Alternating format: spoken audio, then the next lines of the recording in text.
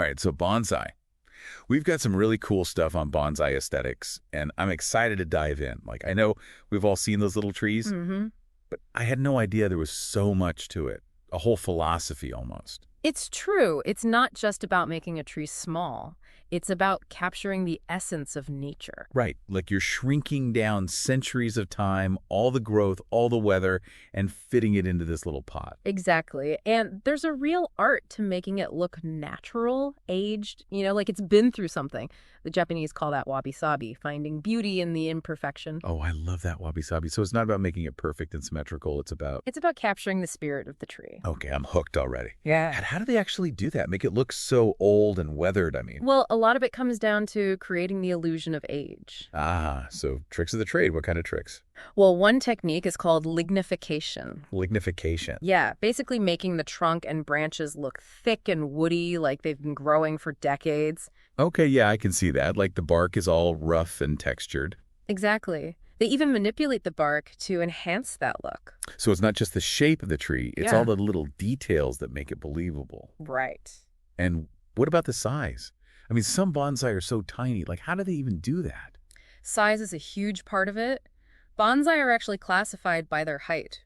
There's even a category called Mame bonsai, so small they can fit in your palm. No way. I'd love to see one of those in person. Still with that aged look, though. Absolutely. Even the tiniest ones have that sense of history. Okay, so we've got the age thing going on. But what about the roots? Like those exposed roots, they're always so fascinating to look at. Oh, yeah. The roots are super important. It's called nabari, that visible root spread. Bonsai artists carefully arrange the roots to look strong and anchored, adding to the sense of age and stability. Right, right. Like you see those pictures of trees clinging to cliff sides, all twisted and gnarled. Exactly. That feeling of resilience, like the tree has fought to survive. And then there are the branches. So intricate, so delicate.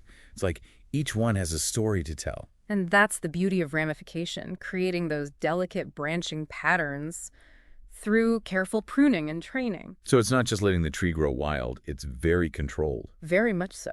Each branch is carefully considered, shaped, and directed. So we've talked about making the bonsai look old, making it look like it's been through a lot. But I've also seen bonsai with those striking white branches. Ah, you're talking about deadwood. Right. Almost like skeletal branches. Is that natural or Sometimes it is, but often it's created by the artist. what? They intentionally kill off parts of the tree? It's not about killing the tree, it's about enhancing the feeling of age and realism. They call these features Jin and Sherry. So they carve and bleach the wood, I guess. Exactly, and it adds a whole other layer of history and character to the tree. There's something really poetic about that, finding beauty in decay. Absolutely. It's embracing the natural cycle of life and death, finding beauty in those imperfections. Okay, so we've got dead wood, we've got the rough bark, the twisted branches. But what about the shape of the tree itself? It seems like there's a flow to it, like it's been shaped by the wind or something. You're absolutely right. The curves and bends in the trunk and branches, it all contributes to that sense of age and weight, like they've been shaped by the forces of nature over time. Okay, I'm picturing it, like they've captured the wind and gravity in this tiny tree. Precisely. And that leads to another interesting aspect of bonsai. Most are designed to be viewed from a specific angle. Wait, really? Like they have a front? Exactly. It's like a painting. They're composing a scene, choosing the best angle to highlight the tree's features. So you're not supposed to walk around it and look from all sides. Well, you can, but there's a specific front that showcases the artist's vision. I never knew that. It makes you think about balance, too. Like, are bonsai always perfectly symmetrical? That's a great question. Actually, asymmetry is a key principle in bonsai aesthetics. Asymmetry. So it's not about having everything perfectly balanced on both sides. Nope. Think about it. Perfect symmetry is pretty rare in nature. Real trees grow in all sorts of ways, responding to their environment. True, true. So it's about capturing that natural organic growth. Exactly. And that asymmetry adds visual interest. It makes the bonsai look more dynamic, more alive. This is making me think about something else I've noticed. The leaves. Some bonsai have these teeny tiny leaves. Is that part of the illusion too? You're right on the mark. They actually reduce the size of the leaves to keep everything in proportion, to maintain that miniature illusion. Wow, I never would have thought of that. So they're literally manipulating the tree at every level. They are, and it's all in service of creating a harmonious, believable miniature world. But with all these rules we've been talking about, is there ever a time when a bonsai artist might break them? That's an interesting question. I mean, like with any art form, there are always exceptions. So it's not a strict rule book, more like guidelines. I'd say so. The best bonsai artists, they master the fundamentals, but they also know when to break the rules to create something truly unique. It's finding that balance between tradition and innovation. Precisely. And speaking of innovation, we haven't even touched on all the techniques they use to actually shape and train these trees. Oh man, now I'm really curious. What kind of techniques are we talking about? It's a whole toolbox, really. Yeah. But I guess the most basic one, the one that underpins everything else, is pruning. Pruning, yeah. I mean, makes sense, right? You got to keep it small. It's more than just keeping it small, though. Pruning is how they shape the tree, control the growth, encourage those delicate branches, that ramification we were talking about. Okay, so it's not just like whack, whack, whack with the shears. Not exactly. Bonsai pruning is very precise. You have to understand how the tree's going to respond to each cut. So it's like you're not just trimming it, you're almost sculpting it. That's a great way to put it.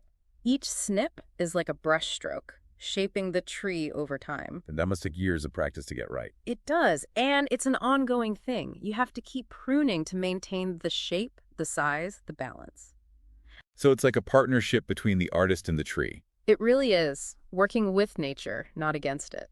And speaking of working with nature, what about that wiring I've seen? Like literally wrapping wire around the branches. What's that all about? Ah, yes, wiring. That's another essential technique.